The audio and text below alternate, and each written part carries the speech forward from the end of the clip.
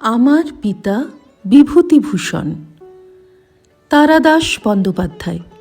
পত্রিকার নবম বর্ষ, তৃতীয় সংখ্যা। পাঠকদের মধ্যে বিভাগ আছে। যারা 50 তারা রবীন্দ্রনাথ, বঙ্কিম, শরৎচন্দ্র, বিভূতিভূষণ পড়েন এবং মধ্যবিত্ত বাঙালির ধ্রুপদী গ্রন্থের পাঠাভ্যাস মূলত তাঁরাই বজায় রেখেছেন। এর নিচে যাঁদের বয়স, তারা আধুনিক কবি ও লেখকদের সম্বন্ধে আগ্রহী। এই আধুনিক লেখকদের মধ্যে কেউ কেউ হয়তো 50 বছর পরে ধ্রুপদী সাহিত্যিক বলে গণ্য হবেন। কাজেই 50-এর নিচে যাঁদের বয়স, সেই পাঠকেরা সঠিক পথে চলছেন কিনা সেটা বলার সময় এখনো আসেনি। বিপদ হচ্ছে তরুণ এবং কিশোর পাঠকদের নিয়ে। মুদ্রিত শব্দ থেকে এরা ক্রমেই দূরে সরে যাচ্ছে।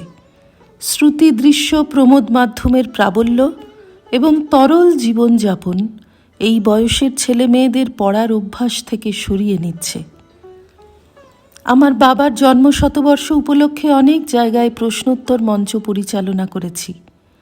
পথের পাঁচালী পড়েছ? এই প্রশ্ন করলে 70-80টি ক্ষেত্রে উত্তর আসে সিনেমা দেখেছি। চাঁদের পাহাড় উপন্যাসে বর্ণিত আগ্নেয়গিরির নাম কেউ বলতে পারে না, কিন্তু বিভূতিভূষণের কোনো কাহিনী অবলম্বনে নির্মিত ফিল্মের ক্লিপ দেখিয়ে কোন ছবি প্রশ্ন করলে উত্তর দেবার জন্য 100টি হাত মুহূর্তে ওপরে ওঠে। দেশি বিদেশি বড় বড় প্রকাশক বিখ্যাত বইয়ের কমিক্স সংস্করণ বের করছেন। ছোটরা সেগুলোই বেশি পড়ে, মূল গ্রন্থ পড়ে না। পথের পাঁচালীতে অপুর শৈশবের কথা মনে পড়ে। রামায়ণ, মহাভারত, পুরাণের গল্প পড়ে সে নিজের মনের সৃজনশীল কল্পনা শক্তি দিয়ে সেই সব কাহিনীর পটভূমি মনের ভিতরেই তৈরি করে নিত। বাঁশঝাড়ের পাশে ছোট্ট এক টুকরো খোলা জমি ছিল তার কুরুক্ষেত্র। ডোবাটা ছিল দৈপায়ন হ্রদ। এই ভূমিতেই অপু মহাভারতের ঘটনাগুলি ঘটতে দিত। কমিক্সের সবচেয়ে বড় বিপদ, তা শিশুর কল্পনা শক্তিকে ভোঁতা করে দেয়। শিল্পী ছবি এঁকেই রেখেছেন, গল্পটাও সংক্ষিপ্তভাবে বলা আছে, পাঠকের আর কিচ্ছু করবার নেই, কেবল পড়ে যাওয়া ছাড়া। এ যেন অপরের চিবিয়ে দেওয়া, নরম করে দেওয়া খাদ্য গলাধকরণ করা। এই কারণেই কয়েকবার চাঁদের পাহাড়, পথের পাঁচালী, হীরা মানিক জলে ইত্যাদি উপন্যাসকে কমিক্সে পরিণত করার প্রস্তাব এলেও আমি রাজি হইনি। থাক, প্রয়োজন নেই।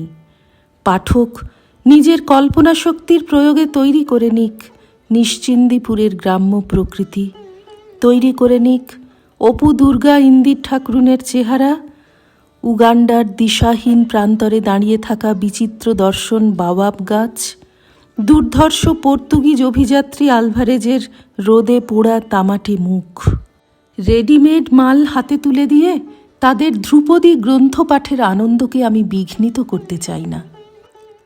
অন্য কিছু না, আমার কেবল ভয় হয় বিভূতিভূষণের তাবৎ রচনা তরুণ প্রজন্মের কাছে রবীন্দ্রনাথের ভাষায় মেহগনির মঞ্চজুড়ি 5000 গ্রন্থতে পরিণত না হয়, যে বইগুলির সোনার জলে দাগ পড়ে না, খোলে না কেউ পাতা। অনেক বাড়িতেই আমি দেখেছি ভালো ভালো বইপত্র, রচনাবলী ইত্যাদি বসবার ঘরে সুদৃশ্য কাঁচের আলমারিতে সাজানো, আর বইয়ের শাড়ির সামনে নানা রকম পুতুল, স্পোর্টসে পাওয়া মেডেল, শিল্ড, নানান কুটির শিল্প, এমনকি চিনেমাটির কাপ ডিশ পর্যন্ত। অর্থাৎ এইগুলি সরিয়ে ওই বই কখনো নামানোর দরকার হয় না। শ্রী রামকৃষ্ণার্পণমস্তু।